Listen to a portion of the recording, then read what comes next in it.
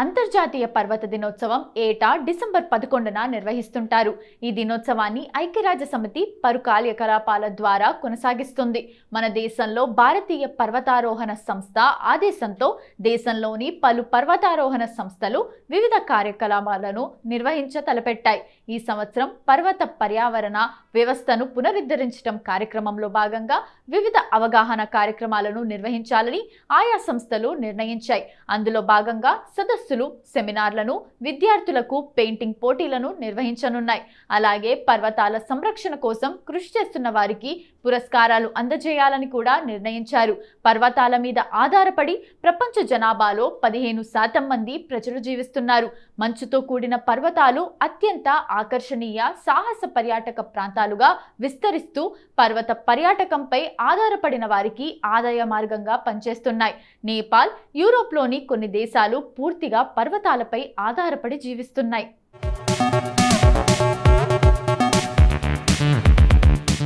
భారతదేశంలో హిమాలయ శ్రేణులు సుమారు 2400 కిలోమీటర్ల మేర విస్తరించి ఉన్నాయి. ఇందులో అనేక పర్వతాలు సుమారు 1100 అడుగుల నుంచి 24,000 అడుగుల ఎత్తు వరకున్న పర్వతాలు కూడా ఉన్నాయి. జీవనదులైన గంగా, బ్రహ్మపుత్ర వంటివి ఈ పర్వతాల నుంచే ప్రవహిస్తున్నాయి. మన హిమాలయ పర్వతాలు ప్రపంచంలోనే 3వ అత్యధిక మంచుతో కూడిన పర్వతాలు. తర్వాత కారకోరం పర్వత పంక్తులు. ఈ పర్వత శ్రేణులు భారత్, చైనా సరిహద్దుల్లో విస్తరించి ఉన్నాయి. ఇవి సుమారు 500 కిలోమీటర్ల మేర విస్తరించి ఉన్నాయి. ప్రపంచంలోని 2వ అతిపెద్ద పర్వతం K2, మన దేశంలో అతిపెద్ద పర్వతం కాంచనజంగా 8,586 మీటర్లు. తర్వాత నందాదేవి 7,816 మీటర్లు. ఇవి కాకుండా ఆరావళి పర్వతాలు సుమారు 700 కిలోమీటర్లు విస్తరించి ఉన్నాయి. ఢిల్లీ నుంచి రాజస్థాన్, హర్యానా నుంచి గుజరాత్ వరకు ఈ పర్వతాలు విస్తరించి ఉన్నాయి. ఇవి మంచుతో కూడినవి కావు. ఇక్కడ గురు శిఖర్ ఎత్తైన పర్వతం. ఆ తర్వాత వెస్టర్న్ ఘాట్స్ వీటిని యునెస్కో ప్రపంచ వారసత్వంగా గుర్తించింది.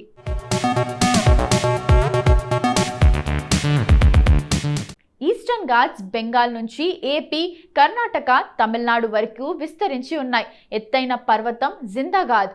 ముఖ్యంగా మన దేశంలోని విద్యార్థులు, యువతకు హిమాలయ పర్వతాలను గురించి అవగాహన కల్పించాలి. ఎందుకంటే మన దేశ సరిహద్దుల్లో రక్షణ పరంగా ఇవి ఎంతో కీలకమైనవి. ప్రపంచంలో ఎక్కడా లేని విధంగా మంచుతో కూడుకున్న చిన్న, పెద్ద సుమారు 16,000 పర్వతాలు మన దేశంలో ఉన్నాయి. వీటి ప్రాముఖ్యం గురించి భవిష్యత్తు తరాల వారికి అవగాహన కల్పించాలి. పర్వతాల గురించి పర్వతారోహకులకు వాస్తవ పరిస్థితులను తెలియజేయవలసిన బాధ్యత పర్వతారోహణ సంస్థలకు ఉంది. అనేక మంది పర్వతారోహకులకు పర్వతాల గురించి కానీ పర్వతారోహణ గురించి కానీ అవగాహన లేదు. మన భారతదేశంలో మంచుతో కూడిన పర్వతాలను మన యువత అధిరోహించడానికి ముందుకు రావాలి.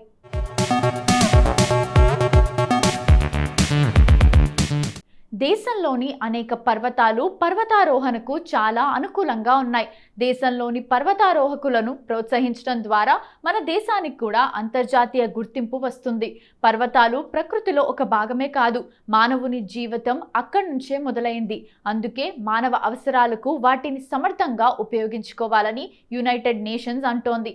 ఇంటర్నేషనల్ మౌంటైన్ డే చరిత్ర 1992 నుంచి మొదలైన 2002 సంవత్సరాన్ని అంతర్జాతీయ పర్వతాల సంవత్సరంగా UN గుర్తించింది. 2003 నుంచి ఏటా డిసెంబర్ 11న అంతర్జాతీయ పర్వత దినోత్సవాన్ని నిర్వహిస్తున్నారు. పర్వతానికి 2 వైపులా పార్శ్వాల వాలు, పీఠం వైశాల్యం ఎక్కువగా ఉండి వాతావరణ పరిస్థితులు వ్యవసాయానికి, ఉద్యానవన పంటలకు, పశువుల పెంపకానికి అనువుగా ఉంటాయి.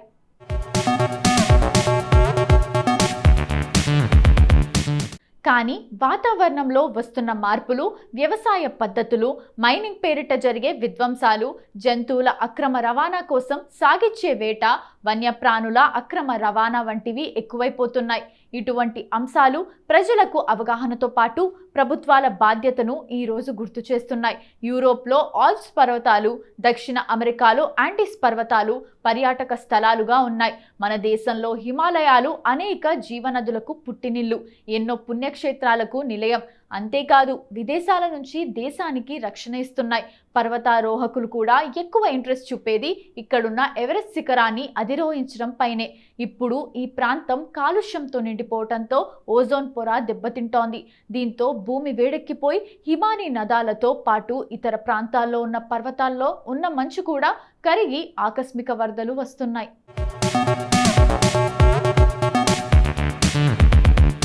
సుందర్లాల్ బహుగుణ వంటి పర్యావరణ ప్రేమికులు హిమాలయ పర్వతాలను రక్షించి ప్రకృతి అందాలను కాపాడాలని ఎన్నో ఏళ్ల పాటు ఉద్యమాన్ని నడిపారు. కరోనా నేపథ్యంలో పర్యాటక రంగం తీవ్ర సంక్షోభంలో పడి గత 2 ఏళ్లుగా సందడి తగ్గింది. ఇక్కడ మరిన్ని వేసవి విడిది కేంద్రాలను ఏర్పాటు చేసి పర్యాటకులకు తగిన సదుపాయాలు, భద్రత కల్పించాలి. వారి సంఖ్య పెరిగితే విదేశీ మాదక ద్రవ్యం లభిస్తుంది. పర్వతాలను ప్రేమించినప్పుడే వాటిని రక్షించగలం. ఈ దిశగా ప్రపంచ దేశాలు కృషి చేయాలి. నందక్పూర్ పశ్చిమ బెంగాల్ రాష్ట్రంలోని ఎత్తైన ప్రదేశం. ఇక్కడికి ట్రెక్కింగ్ చేస్తూ వెళ్లి పర్వతాల ప్రత్యేక అందాలను చూడవచ్చు. నందక్పూర్ ట్రెక్ మొత్తం డిస్టెన్స్ 68 కిలోమీటర్లు. ఇది దేశంలోని లాంగెస్ట్ ట్రెక్కింగ్ స్పాట్ గా చెప్పుకోవచ్చు. సాహస యాత్రలంటే ఇష్టమున్న వారికి హమ్టా పాస్ ట్రెక్ ఫస్ట్ ఆప్షన్. ఇది హిమాచల్ ప్రదేశ్ రాష్ట్రంలో ఉంది.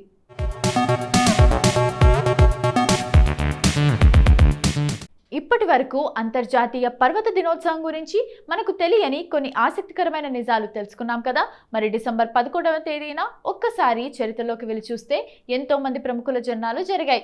మరి ఒక్కసారి చరిత్ర పుటల్లోకి వెళ్ళి నేడు జన్మించిన ప్రముఖులు ఎవరో తెలుసుకుందాం రండి.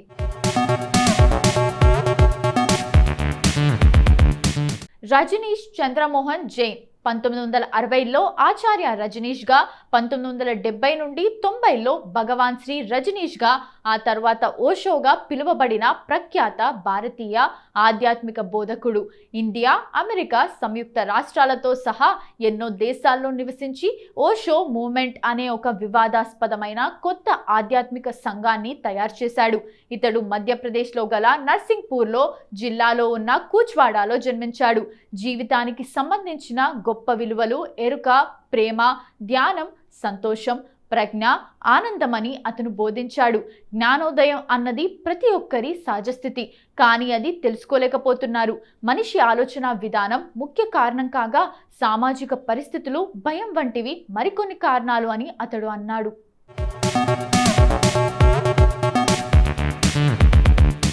యూసఫ్ ఖాన్ నివాసం ముంబై, బాంద్రా ప్రాంతం.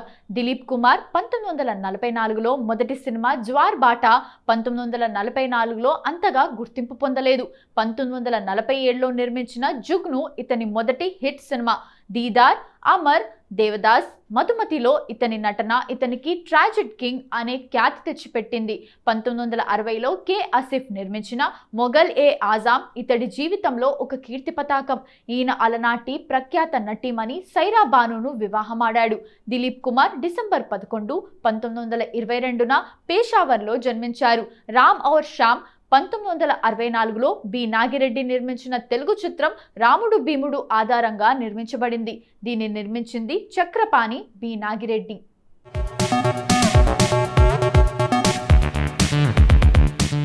ఆర్య ప్రముఖ భారతీయ నటుడు, నిర్మాత.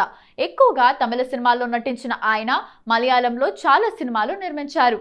ఆర్య అసలు పేరు జంషద్ చేతిరకత్. విష్ణువర్ధన్ దర్శకత్వంలో నటించిన అరినుథం, అరియములం, పట్టియాల్ సినిమాలతో మంచి గుర్తింపు తెచ్చుకున్నారు ఆర్య. బాలా దర్శకత్వంలో వచ్చిన నాన్ కడవుల్ సినిమాలోని నటనకు ప్రేక్షకుల, విమర్శకుల ప్రశంసలు అందుకున్నాడు. ఆ తర్వాత ఆయన నటించిన మదరాస్ పట్టణం, బాస్ ఎంగిరా భాస్కరన్, తెలుగులో నేనే అంబానీ పేరుతో డబ్ చేశారు. వెట్టాయ్ వంటి సినిమాలు కమర్షియల్ గా మంచి విజయం సాధించాయి. ఆయన ఒక ఫిల్మ్ఫేర్ ఉత్తమ నటుడు పురస్కారం, ఫిల్మ్ఫేర్ విజయ్ పురస్కారాలకు నామినేషన్లు అందుకున్నాడు. 2011లో తమిళనాడు ప్రభుత్వం ఆర్యకు కలైమామణి పురస్కారం ఇచ్చి గౌరవించింది. ఆయన తన స్వంత నిర్మాణ సంస్థ ది షో పీపుల్తో ఎన్నో సినిమాలు నిర్మించారు. డిసెంబర్ 11, 1980న కేరళలోని త్రికరిపూర్లో మలయాళ కుటుంబంలో జన్మించారు ఆర్య.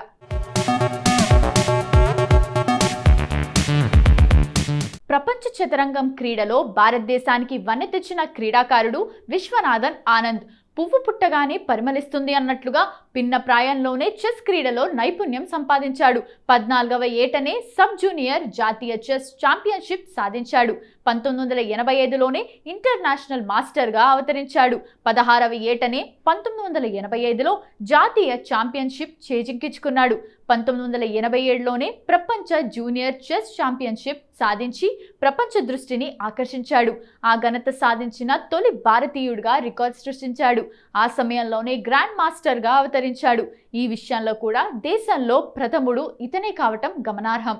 విశ్వనాథన్ ఆనంద్ డిసెంబర్ 11, 1969న చెన్నైలో జన్మించారు.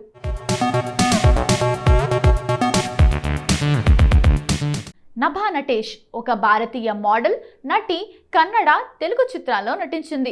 2019లో నటించిన ఇస్మార్ట్ శంకర్ విజయవంతమైంది.